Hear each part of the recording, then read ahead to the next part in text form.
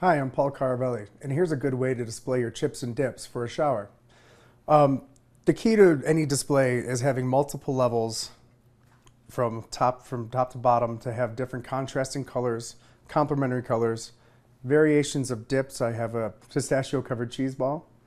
I have a lovely French onion dip. And I also chose tortilla chips with a trio of colors to give a little bit more pleasing appearance to things. Also, taking some flowers from your garden or your neighbor's garden, if there happens to be some parsley from my garden, just dressing up the plates a little bit adds a whole nother level of excitement to the display itself. Just a couple of standard dinner napkins can hide your stand covers or stands. It can make your table just a little bit brighter and with appearance.